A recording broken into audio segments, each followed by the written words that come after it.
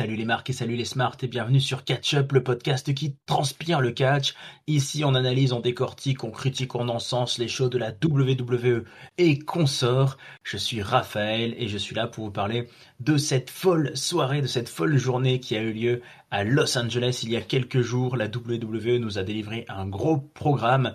On est là pour parler du Money in the Bank, bien sûr, mais on va aussi dire deux mots sur Worlds Collide, l'affrontement des mondes qui a eu lieu, où la scène latino a éclaté au grand jour, et je ne suis pas tout seul, bien sûr. Je suis accompagné notamment de Letty. Comment ça va, Letty? Salut Raphaël, salut à tous. Eh ben écoute, ça va très bien par ce beau week-end qui démarre fort l'été à la WWE. Exactement, c'est l'été, c'est latino, il fait chaud, tout ça, c'est exactement le profil de Ringside, dont les origines andalouses ne sont plus à démontrer. Ringside, comment tu vas? Hello muchacho. Sí, bueno, gucho, gustacho. Très bien, bon, Ringside a l'air d'aller très bien, visiblement. Je vous fais la traduction simultanée. Ringside a l'air d'être en forme. Ringside, est-ce que toi, la Triple A, c'est une fédération que tu as suivie et est-ce que les gens qui ont été à l'affiche lors de ce World Collide, tu les connaissais? Si, ouais, non, moi j'ai quand même suivi un petit peu la triple A. J'ai regardé les Triple Mania de temps en temps sur les dernières années. Donc il y a pas mal de catcheurs qui étaient à l'affiche que je connaissais déjà. À vrai dire, il y en a pas beaucoup que je connaissais pas. Et voilà, bah, j'étais surpris, moi, comme tout le monde, hein, par le rachat de la WWE enfin de la triple A par la WWE. J'étais vraiment curieux de voir ce premier show, la World's Collide, et voir de quelle manière ils allaient mettre en avant les luchadors du Mexique. Bah voilà, bah on va en parler vite fait, hein. C'était plutôt mission accomplie pour le coup, là, avec ce show bah, toujours calibré façon NXT, avec 5 matchs à la carte. Et beaucoup de catcheurs, parce qu'il y a eu beaucoup de multi-tag et de matchs avec plusieurs catcheurs impliqués. Ouais, non, une belle présentation du produit triple A, hein. On dirait que c'est une soirée qui a vraiment eu son succès, en tout cas sur les réseaux sociaux, et où clairement la lucha libre n'a pas été enterrée, au contraire, elle a été valorisée. Alors on a eu quelques petites stars d'internet, on en parlera plus tard, avec notamment un Mister Iguana qui se balade avec son lézard en peluche. Stephanie Vaquer a remporté son affrontement. La Legado del Fantasma aussi a remporté son affrontement. On avait un championnat titre NXT et North American avec Ethan Page et cet étonnant main event avec El Hijo de Vikingo contre Chad Gable. Bah déjà, voilà, Ringside, quelle a été ta perception de la soirée en tant que connaisseur de ces catcheurs? Est-ce que bah, c'est une surprise? Est-ce que la WWE aurait pu faire venir un plus gros main eventer que Chad Gable? Est-ce que tu aurais aimé voir, alors, je vais peut-être pas dire Cody Rhodes, mais une plus grosse superstar? Ou est-ce que c'est, je sais pas, ça aurait pu être Gunther par exemple, qui avait pas de programme ce soir-là? Et puis surtout, est-ce que c'est une première? Est-ce que tu veux voir ça tous les ans? Est-ce que tu veux voir ça plus souvent? Sachant que la WWE a prévu de mettre du monde aussi à Triple Mania, comme tu disais, le grand show annuel de la Triple A. Ouais, bah là, moi, ce que je propose, c'est de se laisser porter, hein, par le truc, parce qu'on est Allez, vraiment dans un truc inédit. Voilà, alors on a eu des beaux rappels historiques dans le show, ben, de l'histoire de la triple A, notamment de la triple A en elle-même, de Triple Mania, aussi du concept Worlds Collide, parce que c'est un concept qui a été porté par la WCW à la base, avec toujours un crossover avec le Mexique. C'est vrai qu'en dehors de la WWE, et même si ils l'ont pratiqué ça aussi dans les années 90, il y a eu beaucoup d'interactions entre les catcheurs, enfin entre la scène mexicaine et la scène américaine, du côté de la WCW, du côté de la TNA, du côté de la AEW aussi. Alors c'est vrai que la WWE, elle avait plus tendance à récupérer des talents et puis à en faire des stars WWE jusqu'ici. Comme bon, on pense à Alberto Del Rio notamment, mais il y en a eu d'autres. Il y en a avec qui ça a plus ou moins marché, hein. On attend toujours qu'ils arrivent à faire quelque chose avec Andrade, par exemple. Mais, euh, mais du coup, là, ils n'ont pas oublié ça. Ils ont fait un beau rappel historique, une belle présentation d'un peu tout ce qui était, de tout ce qu'est la triple A.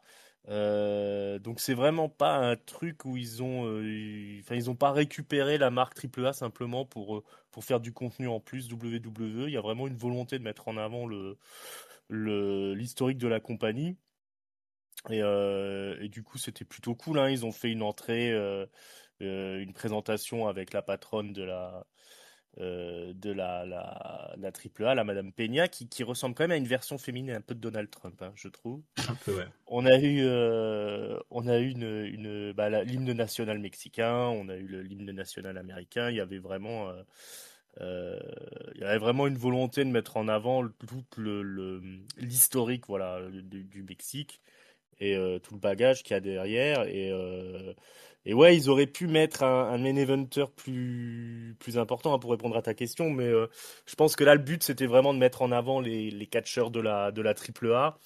Ils ont fait venir des gros noms. Psycho Clown, par exemple, c'est vraiment le gros main eventer du Mexique. C'est lui qui était dans la plupart des main events de Triple Mania sur les dernières années.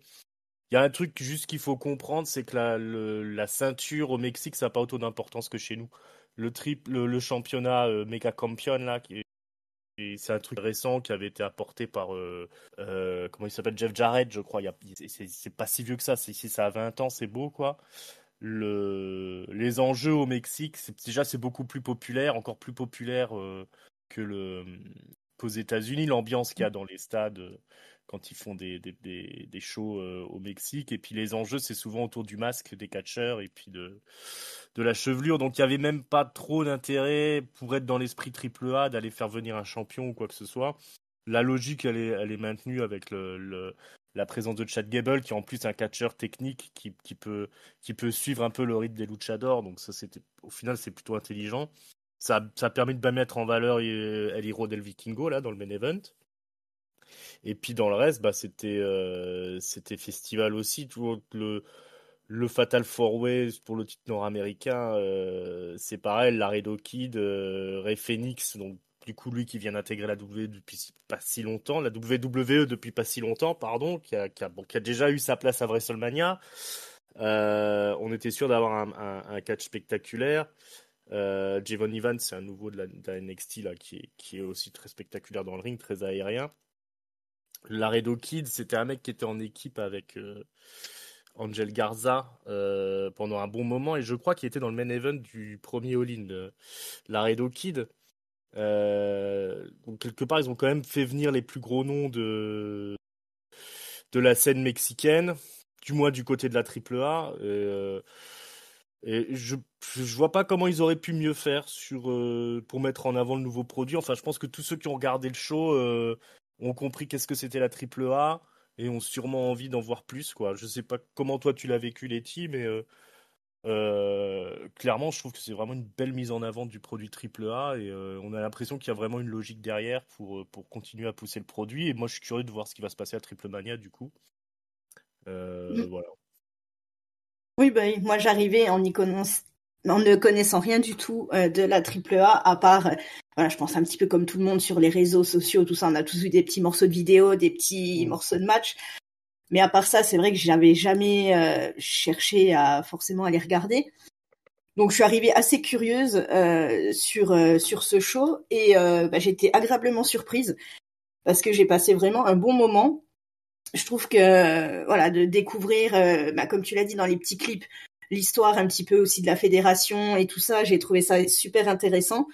Et puis bah tous les catcheurs qu'on a vus, enfin c'est vraiment voilà les personnages un peu atypiques qui changent vraiment de ce qu'on voit habituellement à la WWE. Voilà, un catch forcément très axé lucha libre et tout ça, j'ai trouvé ça super intéressant. Et ouais, effectivement, ça donne envie d'en voir plus. Alors, je dis pas que je vais regarder tous les shows de la AAA, mais en tout cas, voilà, ça a mis un petit peu voilà, ça a animé, on va dire, ma curiosité pour aller bah, suivre un petit peu plus ce qui se passe du côté du Mexique.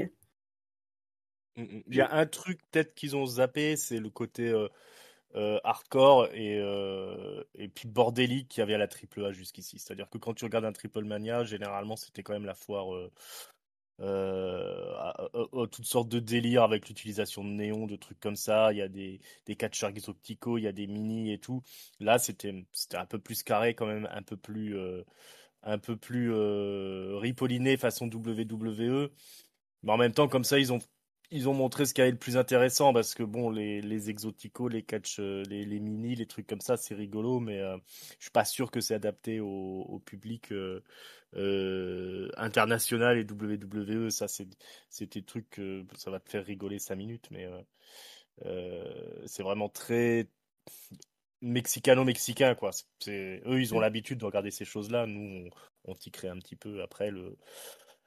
Voilà, enfin, si vous vous souvenez, la AAA, elle avait déjà tenté une incursion sur le sol américain avec la Lucha Underground, qui avait aussi, enfin, qui mettait un petit peu au début de mini et de trucs comme ça, puis finalement, ils ont plutôt intégré du catch indépendant US, et puis c'était parti dans un truc plus américanisé, quoi. Mais en tout cas, là, voilà, il y avait une belle proposition, et on est curieux de voir la suite.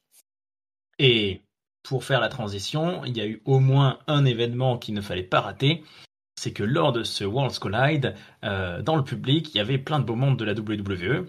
Et il y avait notamment un certain Dominic Mysterio qui n'a pas du tout apprécié visiblement. Je n'ai pas trop suivi ce qu'il n'avait pas du tout apprécié, mais il était très énervé contre un catcheur qui s'appelle Octagon.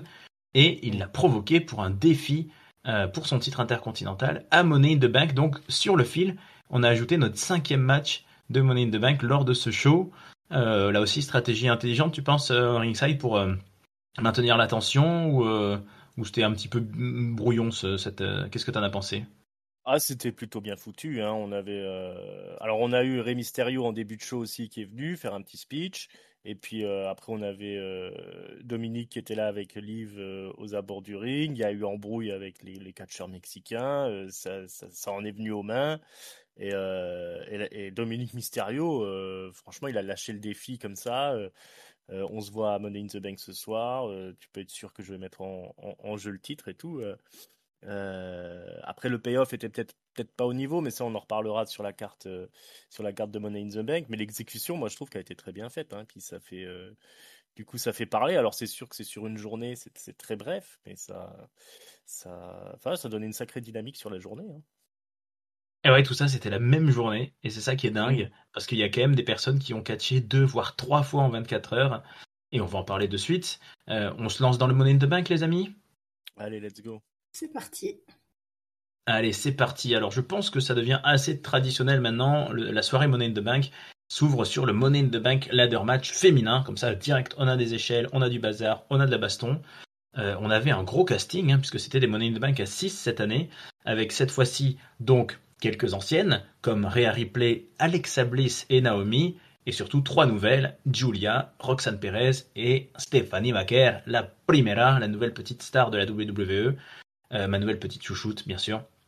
On a eu quand même un affrontement de 25 minutes 11 avec un storytelling que j'ai trouvé plus développé que dans pas mal de Money in the Bank féminins, notamment une Rhea Ripley qui va subir les foudres de tous ses adversaires et finir noyée sous une avalanche d'échelles à l'extérieur du ring, mais qui va revenir et qui va détruire un petit peu tout le monde pour se venger. On a eu des moves assez sympas et attendus, notamment Stephanie Vaquer qui a fait son Kiss of Death, là, je crois que ça s'appelle, son coup de sa nouvelle figure que Booker T adore sur une échelle couchée à l'horizontale, sur Rhea Ripley d'ailleurs. Mhm. On a eu ce beau moment du double code red de Alexa Bliss et de Julia, non de Roxanne Perez, je sais plus qui fait quoi sur qui, Perez, ouais. de Roxanne Perez pardon, sur des échelles. Donc pas mal de gros moves, un petit peu de raté aussi. Il y a eu un moment où Rhea Ripley était coincée sur la partie, on va dire, inférieure de l'échelle et ses adversaires ont voulu lui refermer l'échelle dessus, mais ça coincait. Mm. Les petites jonctions, elles sont restées. Les petites jointures, elles ont coincé. Bref, il y a eu beaucoup de bagarres et vous allez me dire, les amis, ce que vous en avez pensé. Et au final, la dernière debout, la dernière qui est allée décrocher cette ceinture, bah c'est pas une petite nouvelle, c'est une vétérane et c'est Naomi qui a réussi à obtenir son premier Money in the Bank et qui, dans sa dynamique actuelle de colère et de haine contre Bianca Belair, par exemple, ou contre Jade Cargill encore, hein, se voit dotée d'une arme destructrice. Donc Naomi, à nouveau championne féminine dans quelques temps, ça semble pas du tout impossible. Letty, on va laisser parler les femmes en premier puisqu'on parle des femmes. Letty, à toute seigneur, tout honneur, qu'as-tu pensé de ce match féminin, de ces différents protagonistes et de cette gagnante? Eh ben, écoute, j'ai trouvé que c'était un match qui était plutôt intéressant. Enfin, moi, j'ai bien apprécié quand même le déroulé. Il y a eu, comme tu l'as dit, beaucoup de gros mouvements. Il y a eu, voilà, quelques spots un peu qui sortaient un petit peu de l'ordinaire, enfin, qui étaient assez intéressants. J'ai bien aimé tout le travail qui a été fait aussi par Rhea, et puis par les petites nouvelles aussi qui ont, je trouve, qui ont assuré pour leur premier match de l'échelle pour certaines. Euh, la victoire de Naomi, quelque part, je trouve que c'est presque logique. Dans ma tête, c'était ou Naomi ou Rhea, mais je pense que Rhea, il y a peut-être, c'est pas forcément une nécessité pour elle. Elle arrivera toujours à rester un petit peu plus dans le haut de la carte, même sans cette mallette. Avec Naomi, je pense qu'il y a moyen d'écrire beaucoup de choses assez intéressantes, euh, d'autant plus, voilà, avec sa rivalité dans laquelle elle est en ce moment, où on peut se dire que ce soit pour la mallette, peut-être qui peut lui servir. Une fois qu'elle sera championne, forcément, on se dit que à un moment ou à un autre, Jade Cargill va arriver dans la title picture. Pourquoi pas par ce biais-là? Voilà, je me dis qu'il y a plein de choses à écrire. Donc voilà, parmi les 6, je trouve que c'est plutôt une bonne chose que ce soit Naomi qui ait fini par décrocher cette mallette. Après Ringside, je sais pas ce que t'en penses toi. Mais... Ringside, il aime bien Naomi, non? Ringside. Ah oui, oui, moi j'appelle de mes vœux le règne de Naomi en tant que championne là, depuis qu'elle a. Enfin, en plus, depuis qu'elle a ce nouveau personnage. Mais moi je trouve qu'elle fait. Enfin, j'ai déjà dit, mais je trouve qu'elle fait un boulot extraordinaire, moi, depuis qu'elle est revenue. Euh, je suis d'accord que c'était très intéressant le match. Alors, je suis d'accord que du coup, Naomi, c'est peut-être sûrement le meilleur choix. Même si pour moi, il y avait des ouvertures pour toutes les participantes. Je pense que ça aurait pas. Alors, peut-être que Julia et Roxane Perez, c'est sûrement trop tôt pour elle de décrocher la manette, ou même pour Stéphanie Vaquer. Mais, mais par exemple, Alexa Bliss ça aurait pu le faire aussi avec la manette. Tout comme Rhea.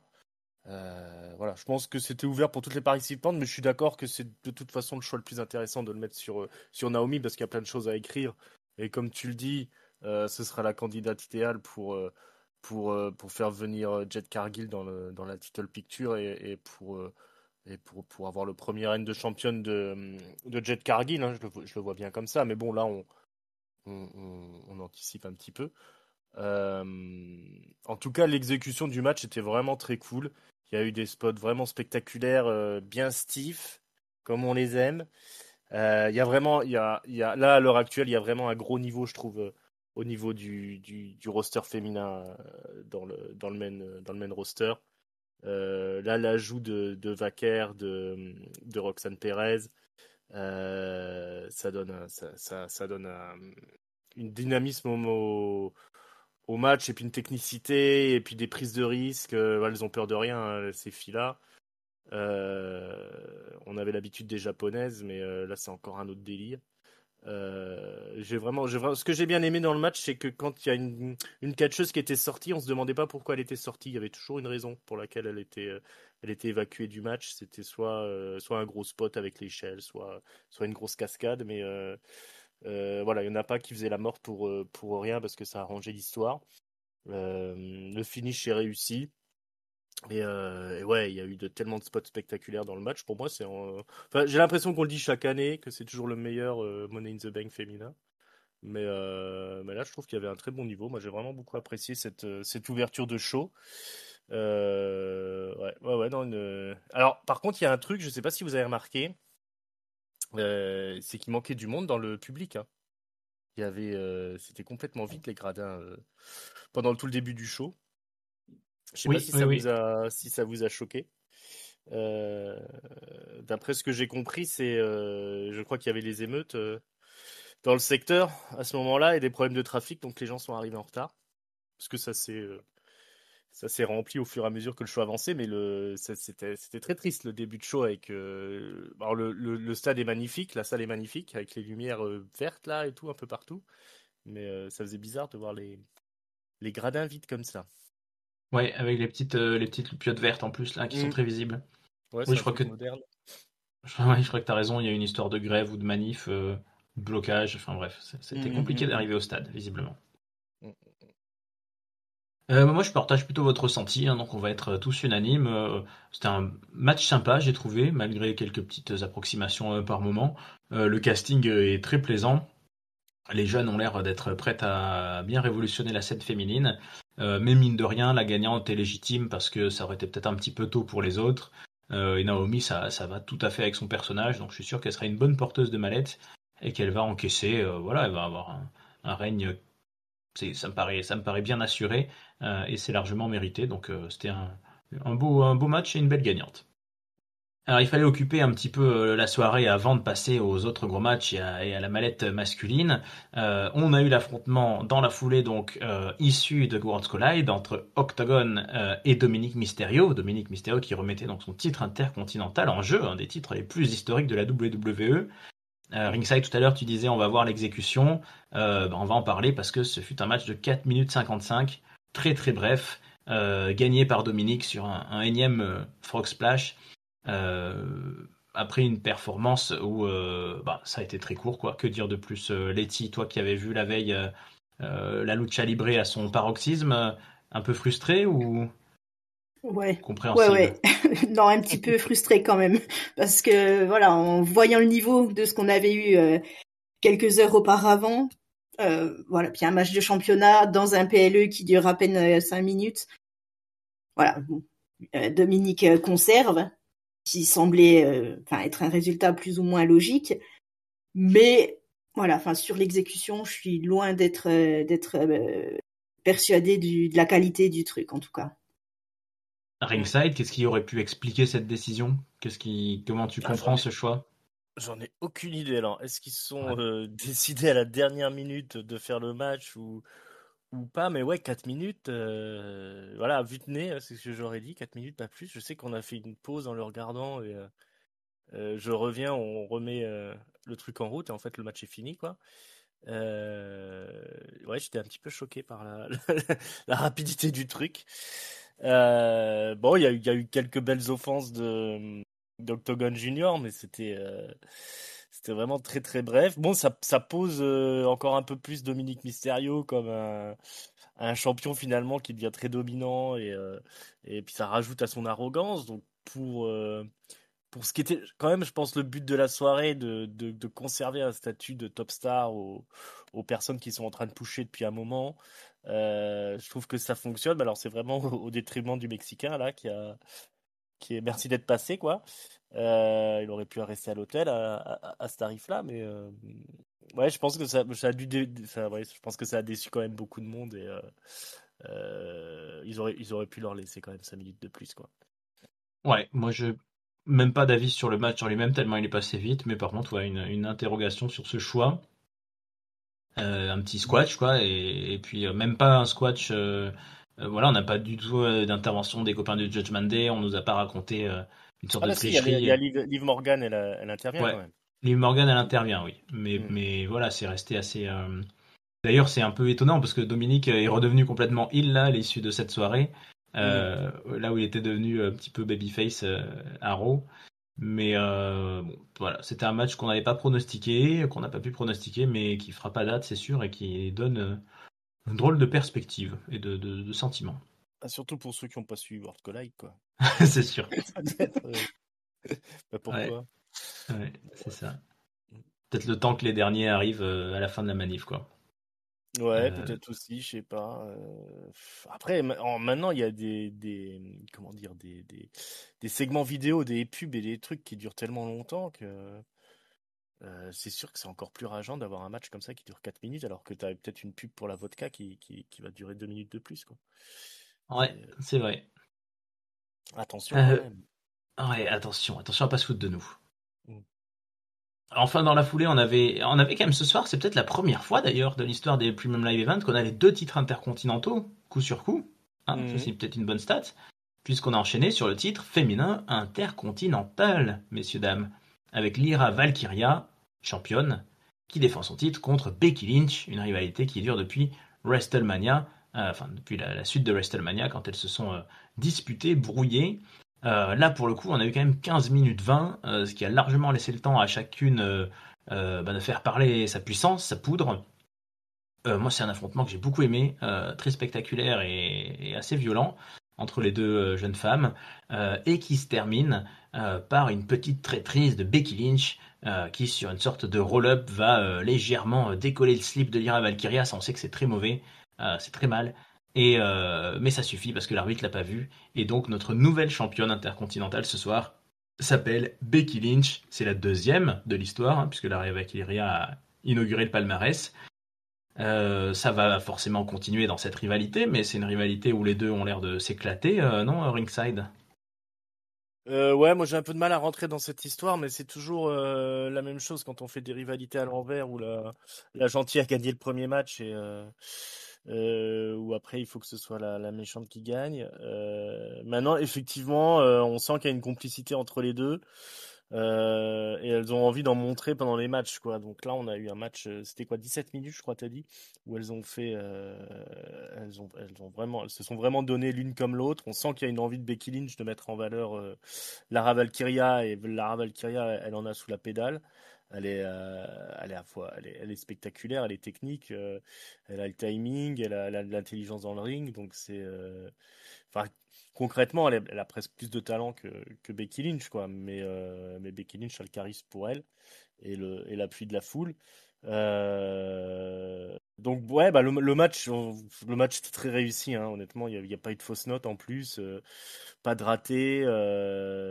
Ça c'est enfin, la dramaturgie et du match en lui-même était plutôt bien foutue, avec une Lara Valkyria qui lâchait rien là. Mais ouais, bon, moi j'ai un peu de mal avec ces rivalités là qui sont un peu montées à l'envers. Euh, bon, bah, on se retrouve avec une Becky Lynch à nouveau championne. Voilà, dans la conférence de presse, elle a été très vindicative là, très méchante, très anti-fan, très très très décidée à devenir la patronne de la division féminine. Donc ça, au moins, je trouve, ce mérite de rétablir Becky Lynch comme quelqu'un avec qui il faut compter. Et puis, ma foi, pour Lara Valkyria, le sky is the limit, quoi. On verra bien ce que ça donne. Mais en tout cas, le match en lui-même était vraiment plutôt réussi, quoi. Letty, tu partages. Enfin, tu partages. Quel est ton ressenti? Est-ce que tu partages cet enthousiasme sur le match et Ringside est un peu mesuré sur la feud, mais toi, tu aimes bien? Je suis plutôt d'accord avec lui sur le déroulé du match qui était vraiment bon, j'ai trouvé. On a eu bien le temps de voilà que chacune puisse montrer ce qu'elle sait faire et tout ça. Donc j'ai trouvé que c'était plutôt pas mal. La victoire forcément sur une petite tricherie de Becky Lynch et les heels, c'est normal. Moi j'ai bien aimé aussi l'après-match puisqu'il y avait ce petit pari de si Becky perd, elle demande plus de match. Si elle gagne, Lyra doit lui lever la main. J'ai trouvé ça, j'ai trouvé que c'était plutôt pas mal fait dans la mesure où voilà Becky forcément en bonne heel, elle a abusé et surabusé de son pouvoir en lui faisant lever la main au moins 3 fois si je me trompe pas et voilà lui attacher la ceinture autour des hanches forcément. Voilà la petite réaction de Lyra qui n'est forcément pas contente. Voilà, ce qui nous prouve, comme tu le disais, que je pense que c'est pas terminé toute cette histoire. Voilà, je trouve que c'est une feud qui est plutôt pas mal faite. J'ai eu aussi un peu de mal à rentrer dedans au début, mais maintenant que j'y suis, je trouve que voilà, c'est pas mal et j'ai envie d'en voir un petit peu plus, encore voir jusqu'où voilà, elle peut emmener ce truc-là et puis peut-être que quelqu'un d'autre va essayer aussi de se mettre un petit peu dans l'histoire et de récupérer la ceinture, hein, pourquoi pas. Moi, j'aime beaucoup la feud, hein. En général, leurs interactions orales, en tout cas, je trouve que ça va bien se clasher de manière juste et pertinente. Et puis elles sont toutes les deux charismatiques et sympas, donc ça me plaît bien. Et ouais, le match Lyra Valkyria, pour moi, c'est une très belle satisfaction on va dire du post-WrestleMania là. Au début, c'est vrai qu'on savait pas trop qui c'était cette meuf. Pour ceux qui suivent pas NXT, comme c'est mon cas ou autre, avec ses petites plumes, mais elle est en train de vraiment gagner en popularité, et en talent, je trouve. Donc qu'elle continue comme ça. Et Becky, bah, pour quelqu'un qui annonçait qu'elle avait un peu arrêté de catcher, moi j'étais persuadé que c'était un one shot, un WrestleMania, qu'elle était venue là pour faire la petite pige, histoire de voilà, de se mettre en avant, de faire un gros moment, un petit truc qui allait buzzer. Et puis je pensais que le fait qu'elle ait gagné la ceinture et perdu le lendemain, ça allait la faire repartir à la maison. Mais non, non, elle est là pour rester. Petite pensée pour Bailey, dont on n'a toujours pas de nouvelles. Mm. Mais bon. Mais Becky tient le rôle. En même temps, Bailey, on l'a assez vu, hein. C'est bon, elle peut se reposer un petit peu. Et ben, après, j'ai appris que Zoé Stark, c'était fini pour elle, hein. Elle est virée? Elle met fin à sa carrière, apparemment. C'est pas qu'elle est virée, mais c'est que son genou ne se remettra pas. Donc elle l'arrête là. Du moins, c'est une vidéo que j'ai vue passer. Alors, je sais pas si c'est officiel, mais c'est elle qui parlait et qui le disait elle-même, hein, sur un truc. Et apparemment, elle en voulait un petit peu à Kairi Sen. Parce qu'elle dit qu'elle était mal placée, Kairi Sen, pour son truc. Donc, voilà. Mais ouais, c'est triste. Ouais, c'est Je vais moche. voir si j'ai plus d'infos. Ouais, creuse le sujet, Ringside, s'il te plaît. Mais c'est une mauvaise nouvelle. Parce que des fois, on se fait avoir par les réseaux sociaux. Exactement. Sauf sur Ketchup, où tout est vrai. Oui, bien sûr, on vérifie tout. D'ailleurs, je le vérifie en même temps. En direct.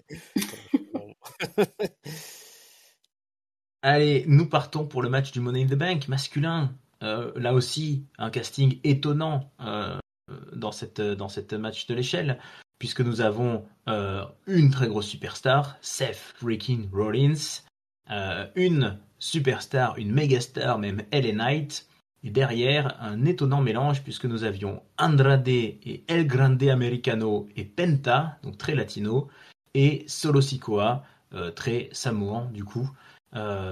Une alliance, enfin un mélange assez surprenant, hein, j'en parlais dans le pré-show, vraiment pas forcément les têtes d'affiche qu'on imaginait.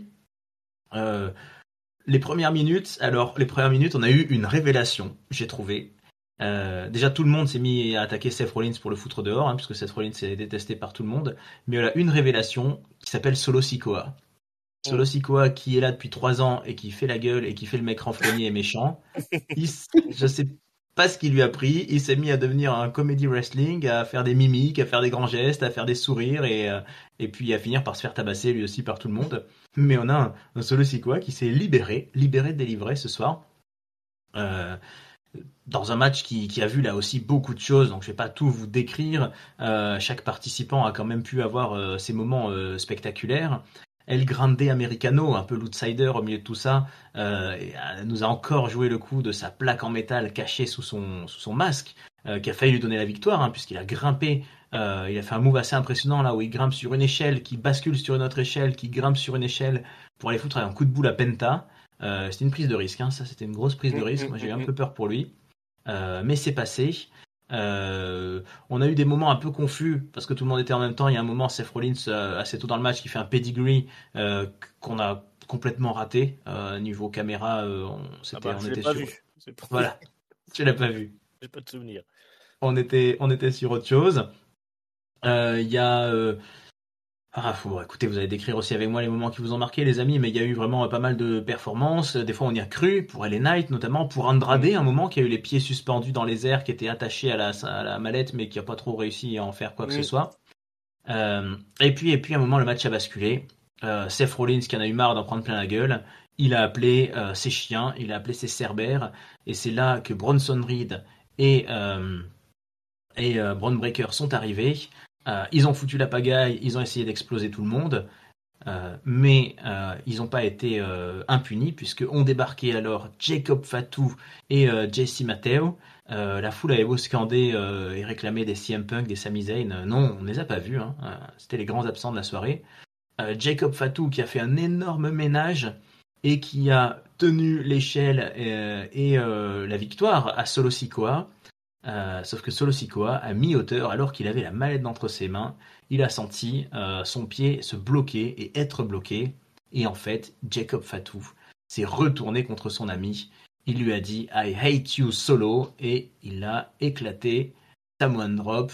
Ça y est, c'est enfin la rupture qui est consommée entre Jacob Fatu et Solo Sikoa. Et après tout ce bordel, parce que tout ça a été long, on a eu un match de 33 minutes, finalement il n'en restait qu'un debout, et c'était le grand favori légitime. Seth Rollins est allé décrocher pour la deuxième fois de sa vie, 11 ans après, si ma mémoire est bonne, une mallette de Money in the Bank, associée à Paul Heyman, associée à Bron Breakker et Bronson Reed. Inarrêtable, Letty. Est-ce que ça pouvait en être autrement? Est-ce que c'était trop prévisible ou est-ce que tu as quand même apprécié cette performance? Eh ben, je trouve que le résultat était un petit peu trop prévisible, mais le match était quand même très très bon, donc c'est déjà ça, on va dire. Je suis pas convaincue par la victoire de Rollins, pas dans le sens où il la mérite pas, où il va rien en faire, c'est pas du tout ça. C'est juste que, enfin, pour moi, une mallette, ça sert à mettre en avant quelqu'un qui ne l'est pas trop. Et Seth Rollins en ce moment, avec son nouveau clan et tout ça, je pense qu'il n'avait pas besoin de ça. Forcément, ça va lui rajouter un argument pour essayer de prendre les rênes un petit peu du show comme il a envie de le faire et tout ça. Voilà, moi personnellement, ça me convainc pas des masses. J'aurais préféré, par exemple, voir cette mallette sur LA Knight, par exemple, ou même sur Andrade, où là, on aurait pu, je pense, faire quelque chose aussi d'intéressant.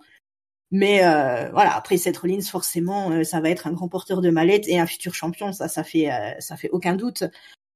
Mais sinon, le match en lui-même, j'ai trouvé qu'il était vraiment bien. On a eu des grosses prises de risques, il y a eu des gros spots. Bron Breakker et Bronson Reed, forcément, tout le monde s'attendait à ce qu'ils arrivent. Mais j'ai trouvé que c'était plutôt malin d'attendre que Rollins les réclame plutôt qu'ils viennent n'importe quand.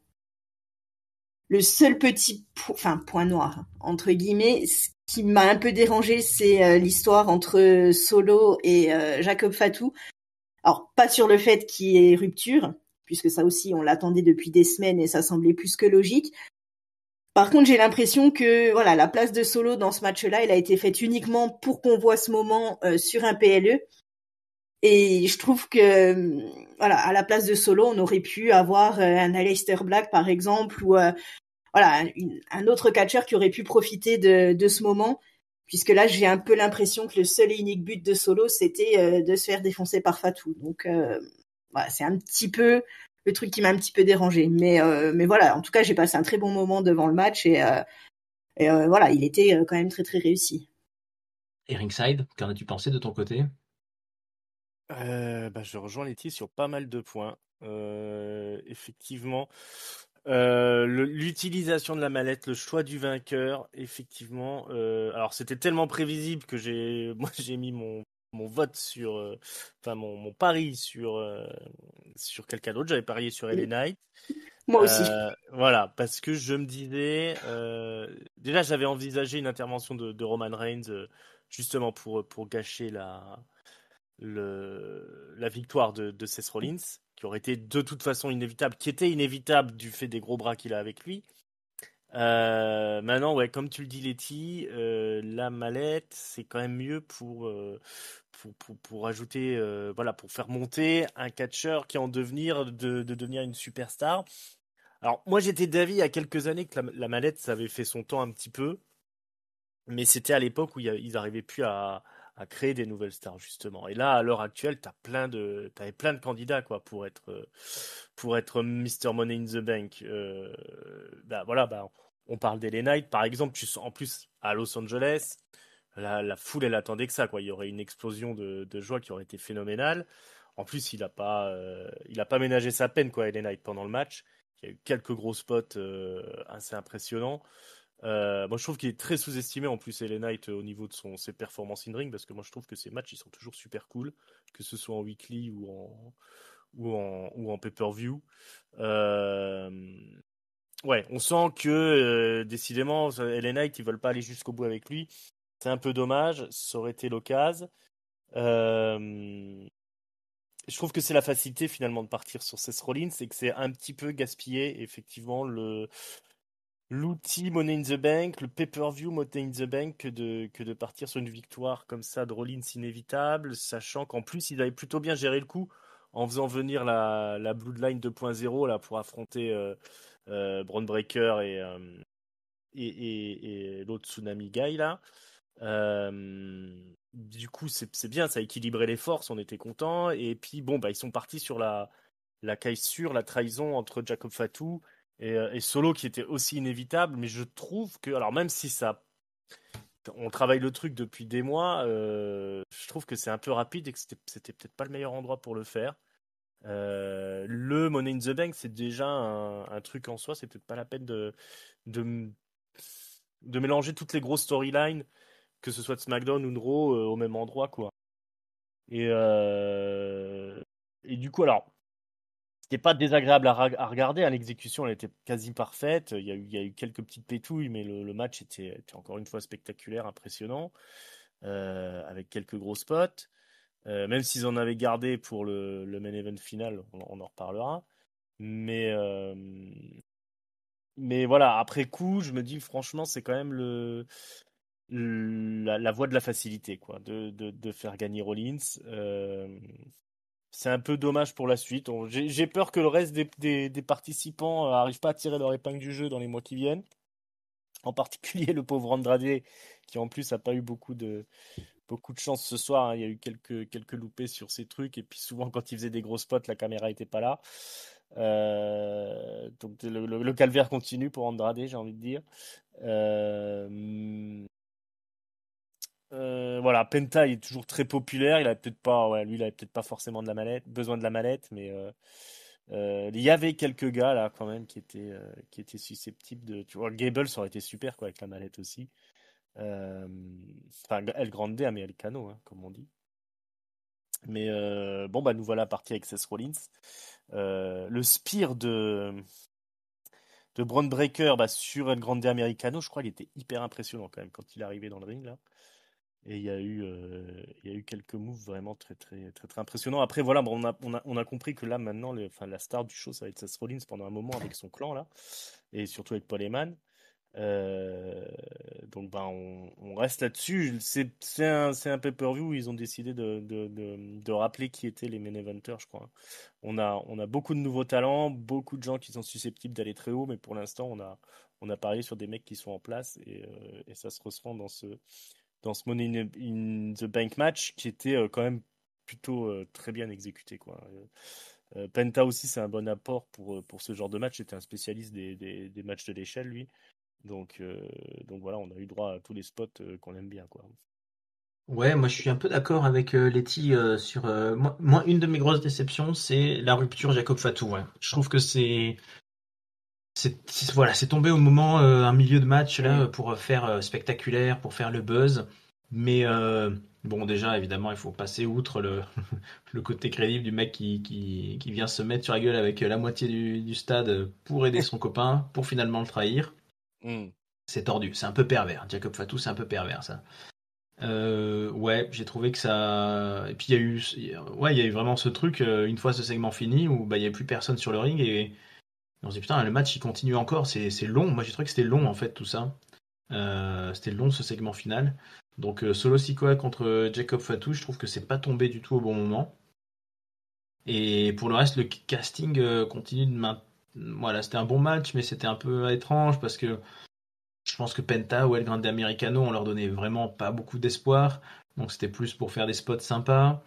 Ouais, je trouve qu'il manquait vraiment. On parlait d'Alistair Black, il manquait des gens où on aurait pu se dire ah ouais, lui, ça fait une superstar à construire derrière, comme le profil de LA Knight. T'as raison, Rickside. Damian Priest aurait pu être un candidat aussi sympa, tout ça.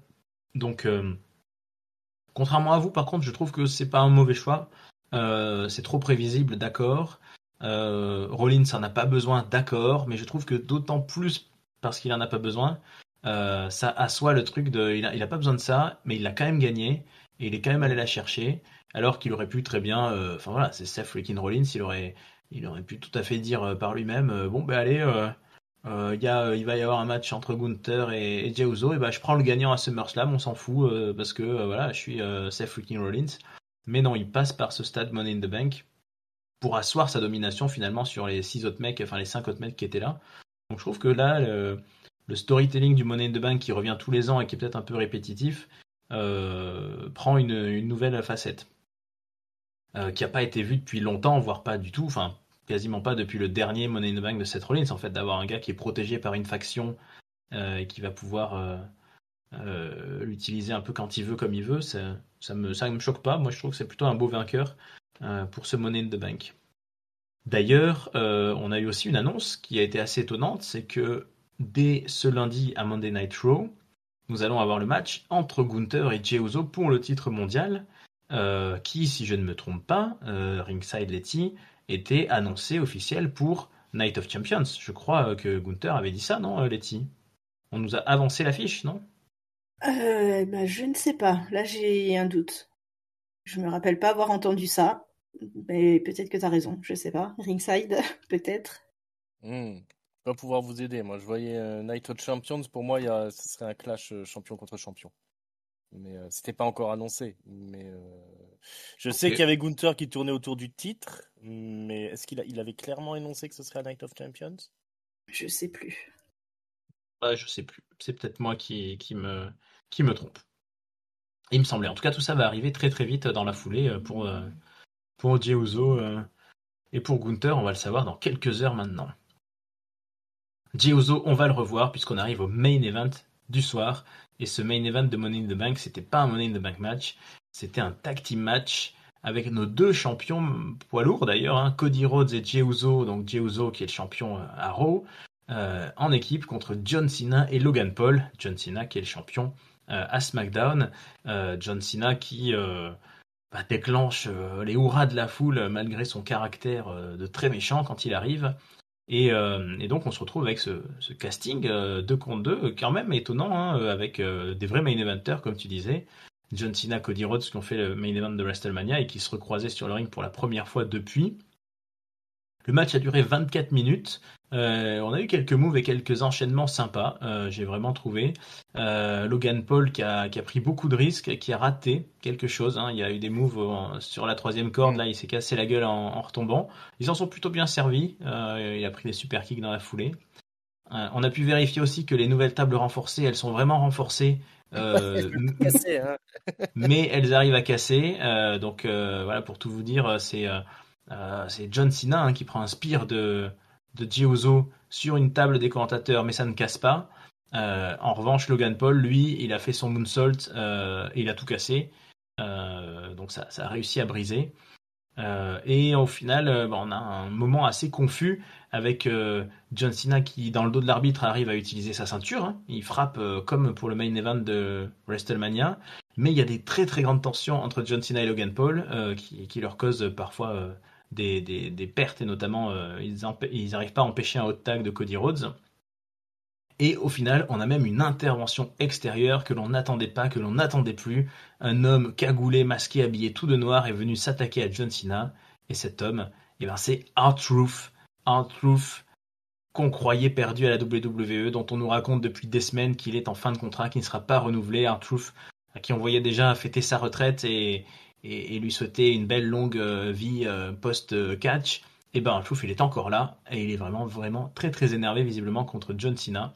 Et c'est cette intervention, en fait, qui va permettre, si ma mémoire est bonne, j'ai déjà un trou, mais je crois que c'est un Crossroads, hein, tout simplement, de Cody Rhodes, non, qui remporte le Ouais, match. ouais, Ouais, un crossroads tout mou. et qui pin John Cena, quand même, donc qui lui permet de remporter cet affrontement. Logan Paul et John Cena, donc ça c'est pas bien fini, mésentente, tension, et Cody Rhodes et Jey Uso qui ont célébré avec la foule. Ils ont même pris la parole au micro à la fin, mais pour dire vraiment pas grand chose d'intéressant, j'ai trouvé. Mais bon, les gentils ont gagné. Est-ce que ça relance Cody Rhodes versus John Cena pour SummerSlam, ou est-ce qu'on va passer par un John Cena versus Logan Paul?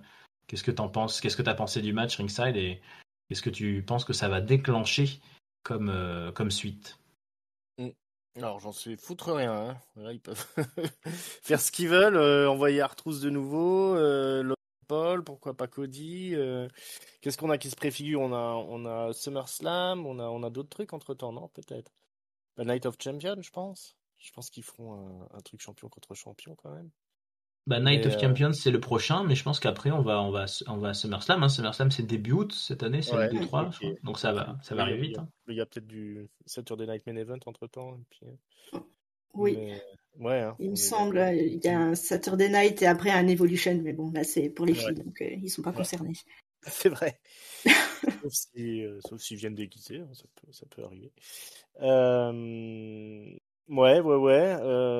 Il est bien bizarre, hein, ce règne de John Cena qui apprend à faire le méchant là. Il y a un truc que je lui reconnais, c'est qu'il a toujours le timing, hein. John, il est là au bon moment, au bon endroit, et même s'il a fait que placer des attitudes adjustment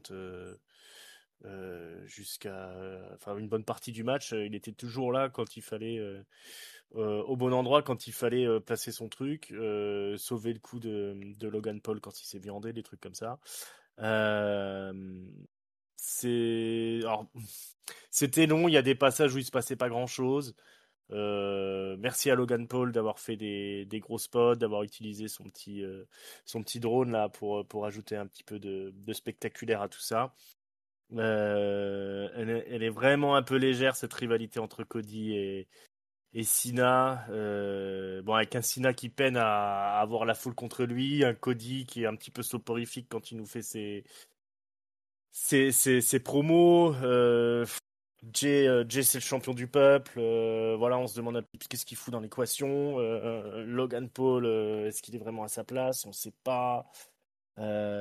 C'était vraiment un truc, un match star power, quoi. On a mis les plus grosses stars qui buzzent dans le ring. Et puis bon, ça va parce qu'il y avait Jey Uso qui s'est géré un match tag aussi. C'était plutôt un match. C'était un bon niveau, mais c'était long quand même, j'ai trouvé. Heureusement qu'il y a. Alors on rajoute R-Truth. Ils s'en sortent toujours bien, hein, parce qu'ils arrivent à surfer sur la vague R-Truth là pour nous faire un moment de de surprise comme ça à la fin du match et puis un peu d'euphorie générale.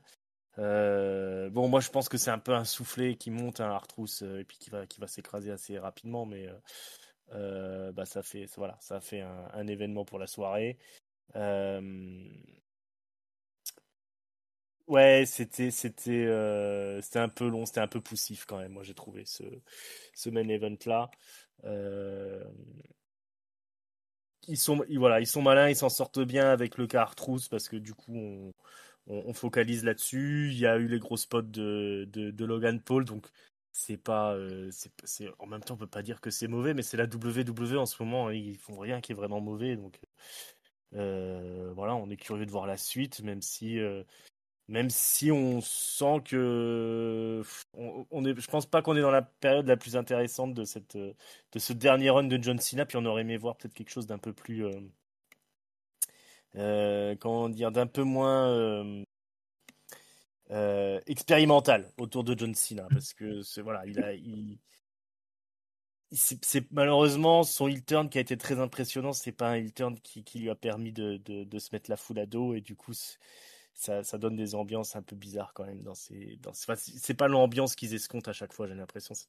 Ils ont pas atteint l'objectif à ce niveau-là qui s'était fixé, je pense, ou du moins que John Cena s'était fixé. Je pense vraiment qu'il pensait qu'il allait se mettre la foule à dos à la manière d'un Hulk Hogan, mais, on n'est pas là, loin de là, et du coup ça donne des ambiances un petit peu bizarres, mais voilà, chapeau à Logan Paul de son côté. Puis après c'est des professionnels, ils ont vraiment fait un bon match.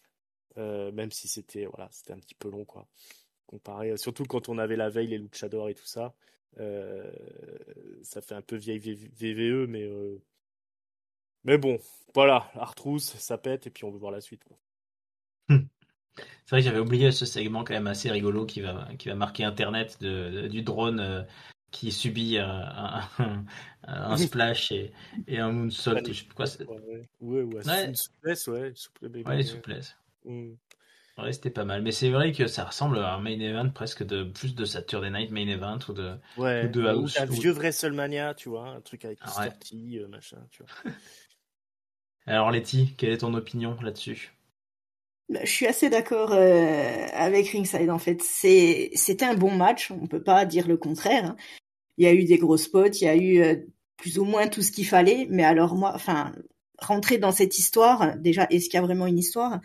J'ai trouvé ça très très compliqué avec ce match tag qui est sorti un petit peu de nulle part. Enfin, Cody qui débarque à Saturday Night en disant bon ben voilà, t'as un copain, j'en ai un, on se fait un match. Bon, d'accord, mais voilà. les deux échanges qu'ils ont eus, j'ai pas trouvé que c'était exceptionnel non plus sur les 2 derniers SmackDown. Voilà, est-ce que l'objectif c'était effectivement peut-être de nous vendre un John Cena contre Logan Paul? Peut-être. Après, est-ce qu'il y avait vraiment besoin de ça pour ça? Je suis pas sûre. Voilà, Cody, Jay, bon, voilà, ils ont pu se montrer, ils ont montré qu'ils étaient toujours dans le truc. Bon, Jay étant champion, c'est encore heureux, j'ai envie de dire. Mais voilà, le match était pas mauvais, mais je vois pas l'intérêt d'avoir mis ce match-là, en plus en main event de Money in the Bank, à part pour le côté Star Power. Sinon, j'ai vraiment pas compris. Voilà, enfin. Pour moi, un Money in the Bank, ça se finit par le match de l'échelle. Ça semble évident. Pas pour la WWE, visiblement. Mais en tout cas, voilà. Le match était pas mauvais, mais je suis loin d'être convaincu du truc. Ouais, ça reste... en main event, c'était chelou. Hein. Enfin, c'était chelou. C'était... Moi, j'aurais pas fait ça comme ça non plus. Clairement... Le main event, la place, c'était pour le Money in the Bank masculin. Ouais, surtout que c'est pas comme s'ils avaient pas un spot. Enfin voilà, Seth Rollins qui décroche la mallette. C'est tout à fait du main event matériel. Alors, ils auraient pu. L'ordre aurait pu être cohérent s'ils avaient un petit peu joué aux commentaires et dans l'ambiance sur le fait que, tiens, Rollins est dans les parages et il y a 2 champions du monde sur le ring. Mais sauf si je me trompe, j'ai pas du tout eu l'impression d'avoir entendu trop ça dans la foule. Enfin, dans la foule. J'étais pas dans le stade, hein, mais dans le public et même sur les réseaux et sur la façon dont la WWE nous a vendu ça. Donc, ouais, moi je reste effectivement comme vous dubitatif sur cette longue route de John Cena qui nous ruine le catch et qui est très méchant et qui est heel, mais qui déjà, bah voilà, tension contre Logan Paul, je suis incapable de prédire l'ambiance d'une salle pour un Logan Paul John Cena, quoi. Ça va. Ça ne peut pas popper pour Logan Paul, je pense. Donc ça veut dire que John Cena va redevenir le babyface. Peut-être qu'il reglisse vers ça, hein, finalement. On a vu cette scène un peu bizarre là, lors du dernier match de John Cena, justement, où il partait en ayant l'impression de pleurer face à la foule. C'était assez bizarre. C'est quand même ces matchs d'adieu à chaque ville, en fait. Ouais, c'est ça. Donc il faut quand même qu'il ait un petit moment. Enfin, j'ai l'impression qu'il s'est fixé un petit moment tendresse avec le public, quoi. Mais du coup, c'est bizarre parce que c'est le méchant de l'histoire, quoi. Ça aussi, ça fonctionne pas trop bien, quoi. Ouais, qu'est-ce qu'ils sont allés nous chercher alors qu'ils auraient pu nous faire un run de babyface super sympa à faire des matchs de gala contre pas mal de ces anciennes légendes et des nouveaux petits venus et puis faire plaisir à la foule. Ouais, le positionnement, moi je trouve que le positionnement de Logan Paul est assez cohérent parce qu'il a pas trop de place de toute façon. Mais ouais, Cody Rhodes, moi je trouve qu'il y a une vraie question depuis son retour sur vraiment sa connexion avec la foule et le rôle et l'intérêt et l'avenir de son personnage. Il rebondira sûrement, il a plein de talent et il n'est pas devenu le souffre-douleur de Roman Reigns pour rien. C'est pas à lui qu'on a confié les clés pour rien, mais ça. Là, on est dans une configuration qui matche pas trop et qui est un peu phagocytée par ce truc de John Cena, de heel turn, du méchant qui va détruire le catch. S'il est là pour nous ruiner nos main events pour que ça soit des matchs de merde, c'est sûr, c'est génial, mais bon. On va. Je suis pas sûr que ça soit stratégiquement un bon move. Donc ouais, je reste un peu dubitatif sur l'affrontement. J'ai vu des enchaînements très sympas, des hot tags, des machins assez classiques, des tables qui pètent, etc. Mais par rapport à une WWE qui, ces dernières années, nous a vachement montré sa capacité à toujours nous maintenir concentrés dans l'attention, à toujours se dire waouh, qu'est-ce qui va se passer après, que ce soit avec la Bloodline, avec Sami Zayn, avec Kevin Owens, avec Roman Reigns, avec Cody Rhodes et tout. Là, on est beaucoup plus dans des trucs où bon, ça fait match de gala, on l'a vu, on rentre chez nous. Bon, ok, ça sera quoi le prochain, ça sera quoi l'intérêt, je sais pas. Autant ils arrivent, je trouve, à créer ce dynamisme multi-catcher avec tout ce qui est autour de Seth Rollins, avec les CM Punk, avec les Sami Zayn, avec Drew à une époque qui est plus trop là. Autant là, en fait, ça fait très très déconnecté les uns des autres. C'est-à-dire, Jey Uso, il a une feud contre Gunther, quand même, mine de rien. Mais il vient là ce soir et puis il repart et demain on n'en parlera plus. Enfin, c'est un peu, ça fait un petit peu un emploi du temps assez détaché, quoi. Ouais. Ouais, puis c'est un peu le cas pour beaucoup de catcheurs, quoi. Donc c'est bizarre, ouais. La ligne rouge, c'est John Cena, mais on a du mal à y accorder, à y accorder l'importance que ça devrait. Et puis il y a un concours de popularité, quoi. T'as CM Punk qui est aussi là en embuscade, les gens attendent que lui. Sami Zayn, ils ont toujours pas été jusqu'au bout avec lui. Cody, il est un peu perdu au milieu de ça.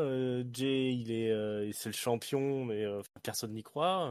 Enfin, je sais pas pour vous, mais pour moi, c'est un champion en sursis, quoi, Jey Uso.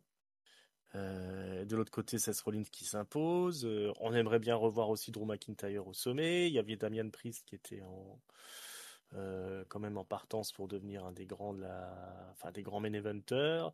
Ça patine un petit peu maintenant. Euh, mais en même temps, c'est jamais mauvais. Donc je crois que nos exigences sont très hautes en fait. Ouais, parce qu'on a connu quand même, on a eu des beaux programmes, quoi. Ouais, oui, oui, non, mais il y a rien qui a acheté, je pense, sur ce qui a été fait. Mais Mhm. nos attentes sont tellement hautes maintenant, puis on a envie que tous ces gars là aillent au sommet et machin. On n'a pas envie qu'il y ait quelqu'un qui monopolise le truc, comme ça a été le cas pendant des années. Il n'y a plus la nécessité de faire ça. Du coup, on est un petit peu. Moi, j'ai envie de voir aussi Solo décoller jusqu'au sommet, puis Fatou aussi. C'est. Est-ce qu'il y aura. Voilà, faut qu'il y ait de la place pour tout le monde. C'est là toute. Je pense toute la complexité du truc, c'est de savoir maintenant gérer un roster qui est qui est chargé. Enfin là, on est au top quoi au niveau des. Enfin, t'avais souligné là, j'en ai pas reparlé, mais là le nouveau Solo Sikoa là qui fait le con dans le ring et tout.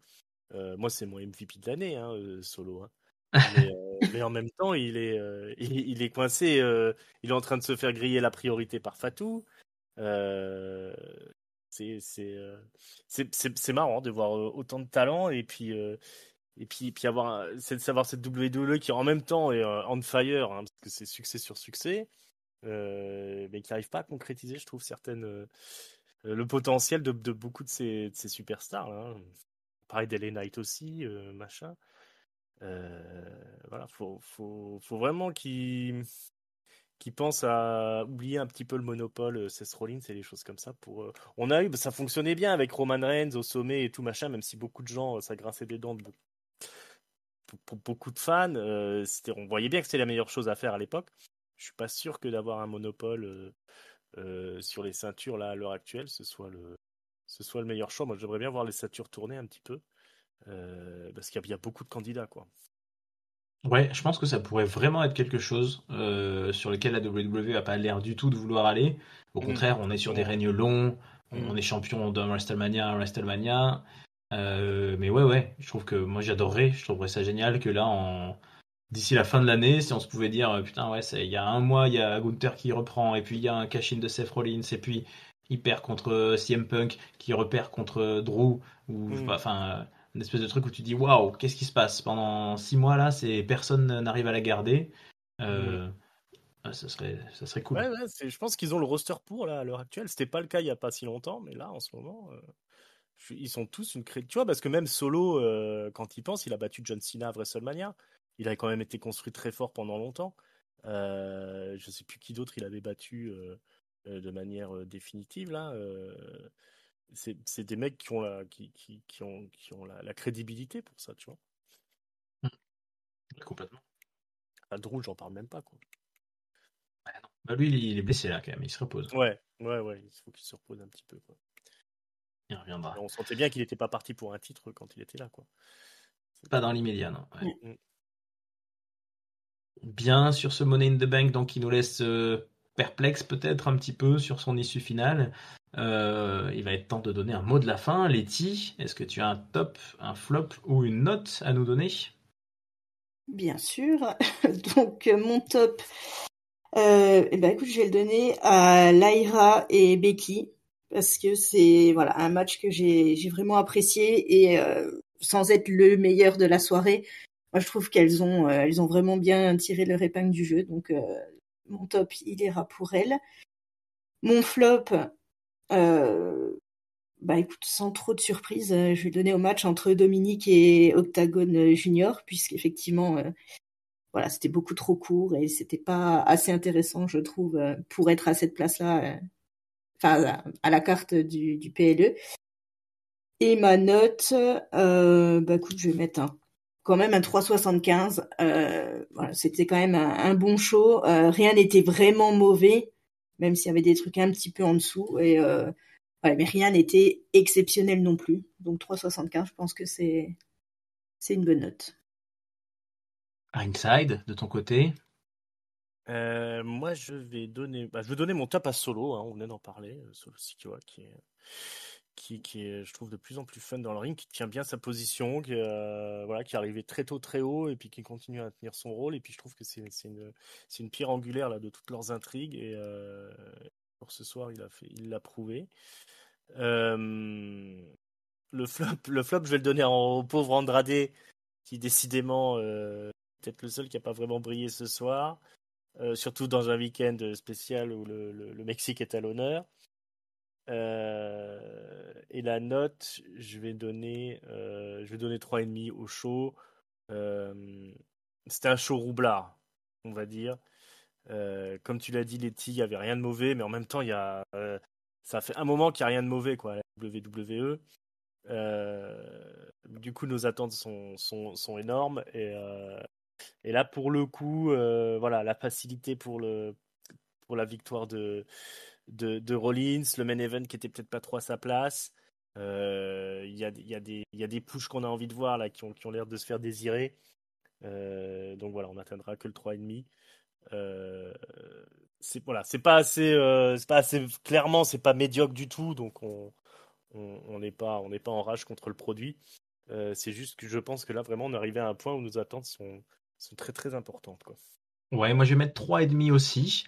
Mon top, je vais le mettre à Logan Paul pour encouragement, parce qu'il a botché des petits trucs, le pauvre, mais je trouve qu'il a été plus dynamique et plus enthousiaste que quelques-uns de ses derniers affrontements. Je pense notamment à ce qu'il a pu faire contre AJ Styles ou autre, où il était un petit peu trop scolaire, on va dire. Là, il a fait de la créativité. Euh, le flop,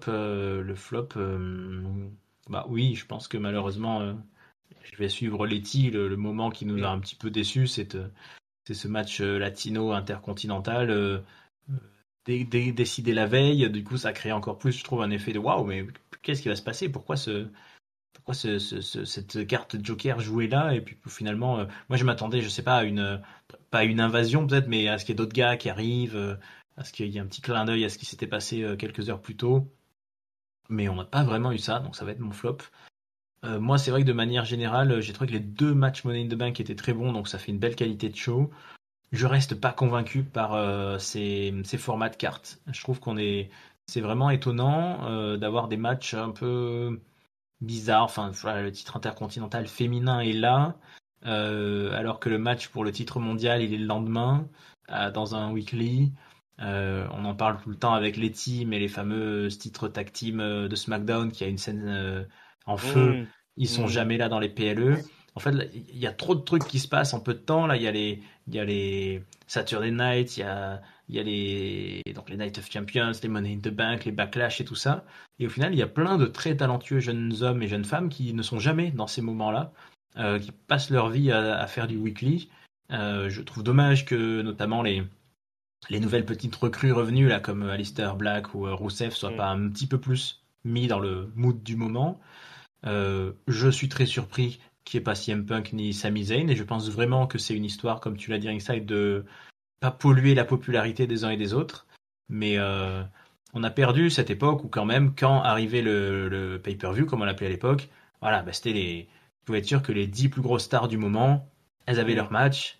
Et à côté de ça, bah, c'est sûr que les low carders Steel R-Truth, ils n'avaient pas leur place. Mais là, on a des gens qui ratent plein de shows, on a des gens qui ben voilà, Jacob Fatu et Damian Priest vont sûrement avoir un match pour leur ceinture, ça sera sûrement weekly. Enfin, ça, il y a plus cette dynamique en fait, je trouve, de road où ça s'intensifie et le samedi soir, boum, tout explose. Là, un samedi soir pourrait presque être un lundi soir ou un vendredi, un Raw, un SmackDown. Et moi, ça me touche moins, enfin, ça me maintient moins dans cette envie de suivre parce que tout est un peu plus peut-être médium en termes d'intérêt. Tu as des très bons Raw suivis d'un PLE qui va te décevoir et vice versa. Donc c'est un peu le rythme est un peu peut-être ça qui nous fait défaut. On a peut-être des attentes très exigeantes comme tu dis ringside, mais on est toujours un petit peu, je trouve, dans ce waouh, ah ça va être bien, waouh je suis hypé, oh finalement pas ouf, ah il y a un truc qui, ah bref non en fait. Et ça, il n'y a pas une création, je trouve, d'intensité qui monte. Il y a plutôt, il se passe tout le temps des trucs, mais Ouais. des trucs moyens parfois, des trucs pas Alors, ouf. ça, quand on part dans une logique comme ça, il faut assurer derrière, quoi. Pour l'instant, ils s'en sortent plutôt pas mal, moi, je trouve. Quand même, oui. Mais attention, il faut que ça tienne sur la longueur, quoi. Et ça, c'est pas le plus simple, hein. Très honnêtement, c'est pas le plus simple, quoi. Donc, à Alors, voir. Mais bon, ils ont une nouvelle star en devenir, là, avec Monsieur Iguana. Qui a une pop phénoménale. Donc, je pense on a du 109 là qui arrive et puis ça va relancer la machine. alors, tu le connais ce mec, parlons-en, mais c'est un petit jeune ou c'est un vieux ou c'est un. Ah, écoute, il était déjà là quand j'avais regardé. Plutôt, il est plutôt en bas de carte, quoi. Effectivement, très populaire auprès du public, mais les Mexicains, c'est un public bizarre, hein, quand même, hein. Pas sûr Voilà, que lui, sa gimmick elle passe beaucoup ouais, dans le pour blé. les gosses, c'est super. Il vient avec son petit iguane dans la bouche, là. Il s'en sert comme marionnette pour taper sur ses adversaires. Voilà, c'est un espèce de Santino Marella Bon, il a 36 ans, version mexicaine. Ouais, oui, voilà, il est c'est jouable. dans l'âge où généralement tu peux exploser à la télévision, quoi. Donc, Mm. ouais, non, je me doutais pas qu'il aurait une telle popularité, mais effectivement, pour ceux qui l'avaient jamais vu, puis il a été plutôt bien mis en valeur. Je pense il a dû, depuis que la dernière fois où je l'ai vu, il a dû gagner en popularité aussi au Mexique et puis monter sur la carte, quoi. Donc là, il s'est frayé un chemin. Il a optimisé le temps de télévision qu'il avait, quoi. Donc ça paye tout de suite, quoi. Je pense qu'il a fait plus forte impression que peut-être El Hero des Vikingos ou en tout cas assurément que Octagon Junior. Oui, je pense, ouais. Et perspective, donc, on en profite puisqu'on n'est pas si souvent que ça ensemble à l'antenne. Vous avez peut-être suivi qu'au dernier SmackDown, on nous a annoncé quand même un tournoi pour le King of the Ring. Night of Champions va nous décerner les King et Queen of the Ring, qui vont gagner ensuite le spot de champion du monde, enfin de challenger, à SummerSlam. Donc c'est la deuxième année qu'on nous fait le coup, hein. L'an dernier, souvenez-vous, c'était Gunther. Est-ce que vous, j'en profite pour vous demander, est-ce que vous, si ça devient la nouvelle règle d'avoir un King of the Ring vers juillet qui donne le challenger du mois d'août, un peu comme le Rumble et WrestleMania, ça vous plaît? Ou au contraire, ça nous met encore des contraintes dans une année qui bloquent, enfin qui vont scénaristiquement nous forcer à faire des matchs. Enfin voilà, est-ce que c'est une contrainte? Est-ce que c'est une bonne idée d'avoir ce côté un peu sportif, façon Coupe du Monde de foot ou je ne sais quoi, d'avoir un tournoi, un gagnant, un challenger, ou il vaut mieux laisser les feux de se faire et puis si une année c'est mettons CM Punk qui est en feu, c'est CM Punk qui va affronter Seth Rollins. Si une année il y a moyen d'avoir un triple threat, on fait un triple threat, etc. Letty peut-être. Je trouve pas que ce soit la meilleure idée du monde. Alors le fait qu'il y ait le tournoi King et Queen of the Ring, c'est super. Par contre, le spot automatique pour une ceinture, je suis plus partagée parce qu'effectivement, comme tu le dis, ça coupe un peu l'herbe sous le pied du challenger officiel, on va dire, qui était dans une feud à ce moment-là. Et voilà, on va peut-être se retrouver de nouveau avec des personnes comme Gunther à l'heure actuelle qui est mis en stand-by. En fait, voilà, on le voit pas pendant 3 semaines parce que Jay il est dans autre chose en attendant. Voilà. Si c'est amené à se répéter, je pense que c'est pas forcément une bonne idée. Après qu'un vainqueur de tournoi une fois de temps en temps, s'il est dans une feud à ce moment-là, mettre en avant le fait que je suis King of the Ring, je mérite un spot, pourquoi pas, mais le fait que ce soit automatique, je suis pas persuadée que ce soit une idée si bonne que ça. Ouais, moi je rejoins Letty, et je pense que c'est ton avis aussi, Raph. Effectivement, le fait que le spot soit automatique pour le gagnant du King of the Ring, donc pour en plus la finale de SummerSlam, on vraiment on cloisonne trop les possibilités d'intrigue et de rivalité, et du coup on va avoir un truc qui sera assez convenu, assez soporifique. La route vers SummerSlam, du coup, elle va être elle va être balisée, quoi. Donc c'est sûr que ça va nous enlever, à moins qu'ils aient vraiment des bonnes idées pour le scénar qu'ils vont mettre en place. Parce que au moins, ça pour eux, ça va être la facilité, parce que ça va leur permettre de travailler en amont leur scénario. Maintenant, la règle est toujours la même. S'il y a un mec qui se blesse, t'es obligé de mettre le scénario à la poubelle. Et puis, si le public réagit d'une manière ou d'une autre, il faut que tu t'adaptes. Donc, c'est pas non plus, c'est pas non plus une formule scientifique, quoi. C'est pas infaillible. Et clairement, moi, j'aurais préféré qu'on laisse. Enfin, c'est comme l'histoire du Hell in a Cell pendant maintenant qui est aussi sur la route vers Mania. Moi, j'aurais préféré, enfin pas le Hell in a Cell, l'Elimination Chamber, pardon. C'était le problème qu'on avait sur les pay-per-view à thème, c'est toujours mieux de les garder quand c'est justifié par une histoire, quoi. Faut pas créer une histoire pour aller au truc, quoi. Ça enlève une partie de la création organique des scénarios, mais maintenant, est-ce qu'ils travaillent comme ça? Là, on voit bien qu'ils planifient tout à l'avance, vraiment très très en amont, donc c'est la méthode Triple H, quoi, tout simplement. Alors, je pense que c'est adapté à son écriture à lui, à lui de nous convaincre, quoi. J'ai envie de dire que c'est le bon choix. C'est sûr que quand on avait Vince McMahon, on savait qu'il avait ses idées à l'avance, mais que il avait une marge de manœuvre où il est beaucoup plus sujet à l'improvisation, quoi. Et c'était ce qui faisait aussi le charme du produit, c'était le côté où tout peut arriver à tout moment. Alors des fois on avait des grosses déceptions, puis des fois il y avait des coups de folie, des sorties de route que là on voit plus du tout, quoi. S'ils veulent vraiment avoir un truc aussi balisé, il faut que derrière il faut pas ils ont plus le droit à l'erreur, quoi, parce que les trucs sont préparés tellement à l'avance que c'est comme si tu as une série télé où tu fais une saison puis tu plantes le finish, quoi. Tu peux te mettre à dos vraiment tout le monde définitivement, quoi.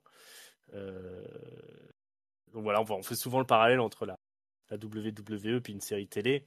Il y a quand même des règles qui sont un petit peu différentes. Pour ce qui concerne la WWE, c'est quand même un produit à part. Je vous rejoins, pour moi c'est vraiment pas c'est pas le meilleur des plans. En plus c'est systématique maintenant chaque année. Ça va être redondant, hein, ça c'est clair. Ouais, bon, c'est la deuxième année, hein. Là, on est en train de partir sur la comète, mais c'est vrai que c'était déjà le cas l'année dernière. Donc, l'année dernière, c'était Gunther qui avait gagné le King of the Ring et qui était allé battre Damien Priest à SummerSlam. Il venait tout juste à WrestleMania de perdre son titre intercontinental. Il y avait un côté légitime à le construire comme top star. Mais voilà, à terme, moi, j'ai peur qu'on se retrouve avec cette configuration, soit où on nous gâche le King of the Ring parce que, mettons, Seth Rollins est champion, il est en grande feud contre Sami Zayn, et comme par hasard, Sami Zayn, il va gagner ses 3 matchs de qualif et il va devenir King of the Ring. Ou soit à l'inverse, effectivement, on nous fait gagner le King of the Ring par un mec très très fort, style, je sais pas, Jacob Fatu, et du coup, on nous met une affiche à WrestleMania qui sort de nulle part avec une feud qui n'était pas existante. Donc, ouais, à eux de voir comment ils vont nous faire, mais c'est vrai qu'il y a ce côté un peu balisé, et on en a déjà parlé, oui, notamment, ouais, les ceintures se perdent quasiment plus pour les titres principaux hors WrestleMania, ou hors gros événements. Là, il y a pas mal de cartes à jouer avec ce Night of Champions, suivi par un SummerSlam qui se fait en 2 soirs pour la première fois, et avec Seth Rollins avec sa mallette. Il faut qu'ils mettent un petit peu de folie là dans cet été, c'est le bon moment.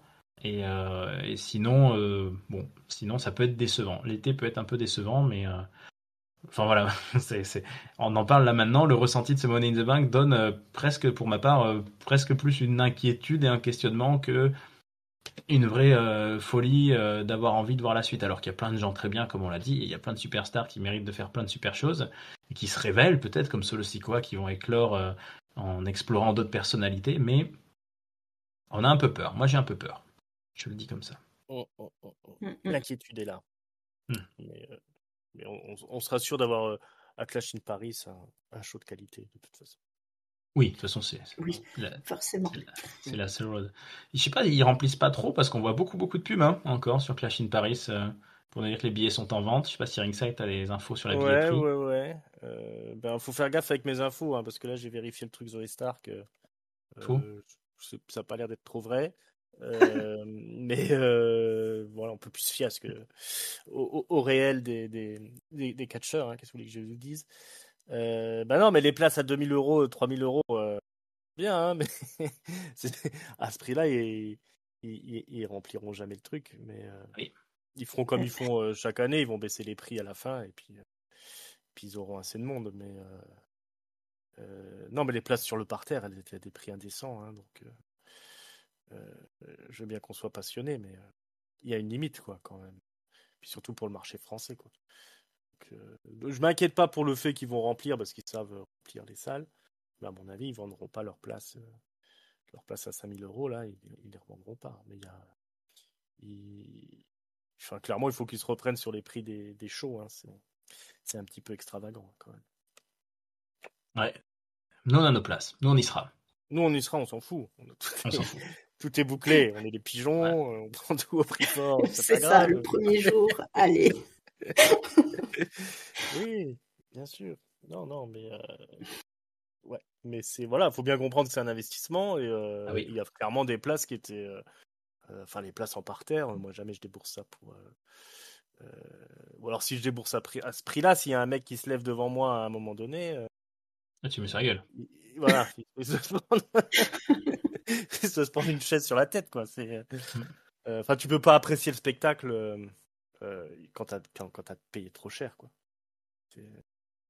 C'est sûr. Mais bon, voilà. Après, s'ils ont des clients, tant mieux pour eux. Mais je crois que la dernière fois, c'était déjà comme ça. Ils avaient, à la dernière minute, ils avaient baissé les prix et puis l'affaire était faite, quoi.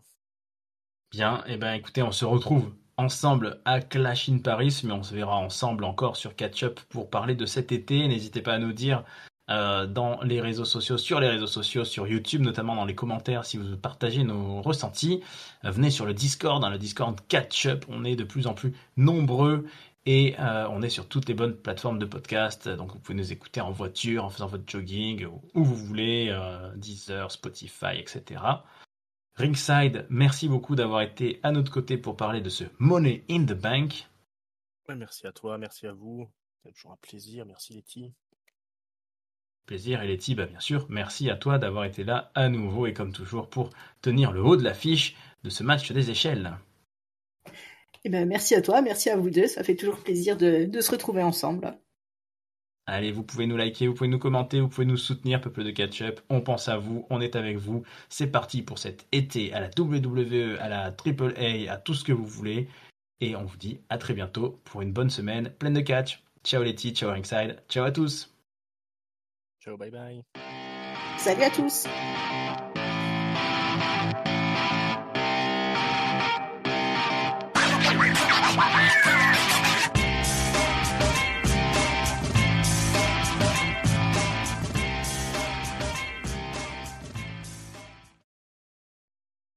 Bon, il manquait les Wyatt Six quand même.